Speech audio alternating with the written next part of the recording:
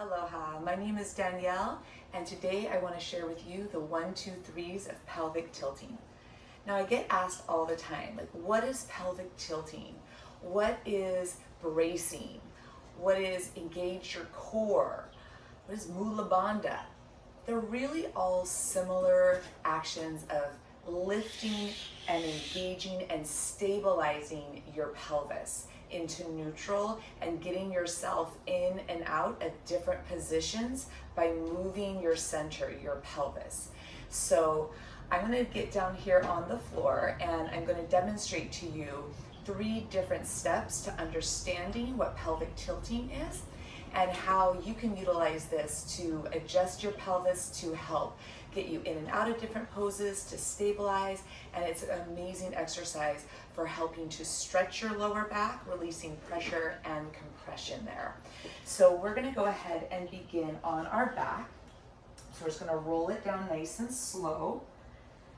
And again, just take a moment here just to ground your feet, to settle your back, shoulders and arms into the ground, and to get a little chin tuck. So again, just having a moment of pause to feel your body, and then just let your hips kind of naturally just rock into a nice position of ease. And then we're gonna go ahead and just take a moment here just to tuck our chin, and I'm gonna have you use your abs to kind of lift up and look at your pelvis. And what we wanna notice is our 2 hip bones and our pubic bone, and if our pelvis is flat, okay, that's neutral, and we should have a little lightness there in our lower back. As soon as we push our lower back down, okay, our pelvis is tilting towards us. That is posterior pelvic tilting. Okay, so we're going to go ahead and just kind of notice the difference of our pelvis creates a change in our lower back. So as we peel it back down and again get ourselves nice and centered here, I'm going to go ahead and just lift up my arms. I'm going to show you again when the pelvis is neutral, you've got your pubic bone and your 2 hip bones in the same plane, and there's a nice little lift in your lower back here. Okay, now as we breathe in, we prep, we're opening up wide into our ribs, into our lungs, keeping our ribs down, and then as we exhale, I'm just going to suck in, and that sucking in, it presses my lower back down a little bit, and it may shorten my abdominals, but I'm not jamming my lower back down. I'm just sucking in, and I'm going to hold that imprint. Breathe in, and then as I breathe out, let's release from that sucking in, so I'm back into neutral. So again, breathe in, prep. We're going to add on number 2. Exhale, imprint, we're sucking in. Now we're going to tilt by feeling that extra contraction, like we're resisting going number 1, and we're lifting from the pubic bone muscle and those muscles attached all the way up to your navel, and that's shortening the abdominal and pelvic muscles there. Now inhale, keep that feeling and learn how to breathe right into your ribs, right into those lower lobes of your lungs, and then exhale, release that. Okay, so again, we're breathing in wide, ribs stay down, exhale, imprint, suck in, 1. Pelvic tilt, add that extra lift, resisting that downward flow. Okay, and then we're going to add on number 3 where we engage our glutes, push down into the feet, and lift the hips off the ground. So now this tuck and tilt is shortening through the glutes as we give a little squeeze and helping to stretch out through tight hip flexors and quads. Inhale, hold. Exhale, release the tuck, the tilt, and the imprint, reversing that. So inhale, prep, let's put it together. Exhale, imprint, tilt, tuck, hold, inhale, exhale, release your tuck, release your tilt, and release your imprint. Okay, and then you're back into your neutral spine.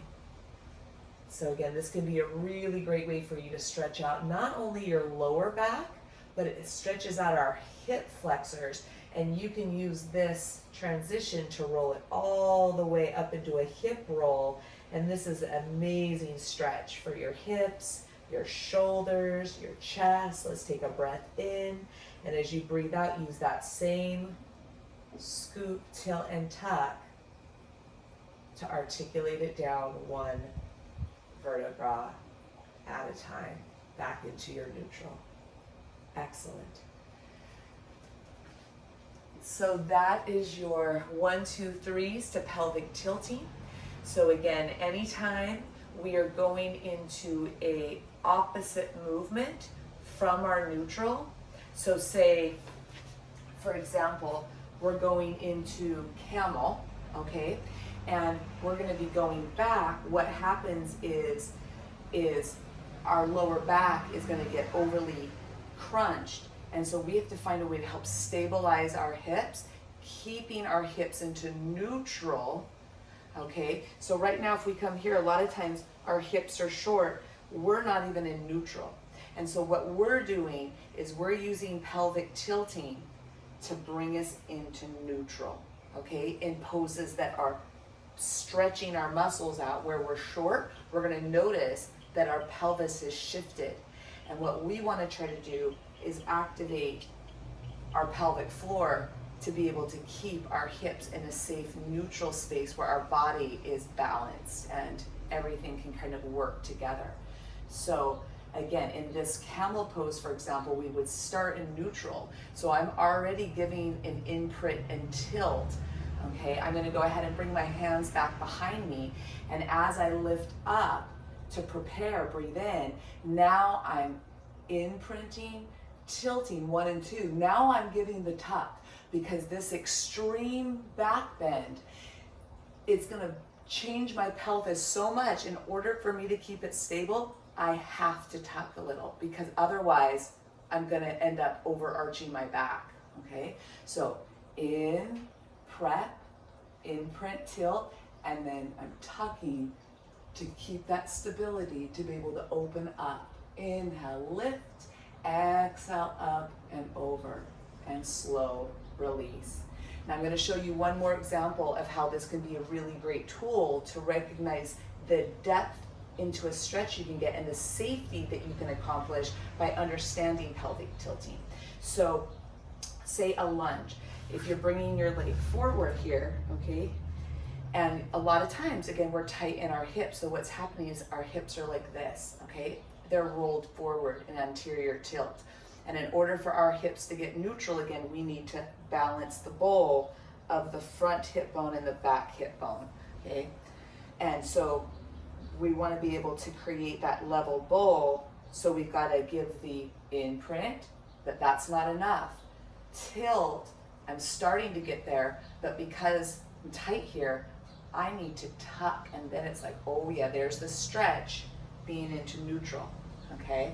So now that we've got that nice neutral, now we're safe to stretch. Breathe in, breathe out, breathe in, breathe out. And if I want to go deeper into it, if I let this go, see how my back now is overarching. I'm losing the stretch. I don't even feel it here, okay? But now if I incorporate the 1, 2, 3, imprint, tilt, there's my lower abs. Now there's a tuck. Now I am feeling the stretch here. I'm activating the glute to stretch that hip flexor, and I'm adding that tuck, so I've got more of an anchor point I'm stretching from. So it's way more efficient and safe. Breathe in, breathe out, and release, and we're gonna push away. Excellent. And then of course you do that on the other side. So again, those are just a couple poses where if you weren't going into a pelvic tilt, you would not only possibly hurt yourself, but you wouldn't gain the best out of it. You wouldn't gain all of the benefits from the posture. So I hope you enjoyed this video and you have a little more awareness of what pelvic tilting is, or engaging your core, or Mula Bandha as you're going through yoga. Activating your core is a wonderful way for you, again, to train your abdominals without doing a lot of crunches, to help prevent back issues, and again, just to feel stronger from the inside out. So thank you so much for joining me today. Stay strong and connected to your core, and I'll see you back here on the mat.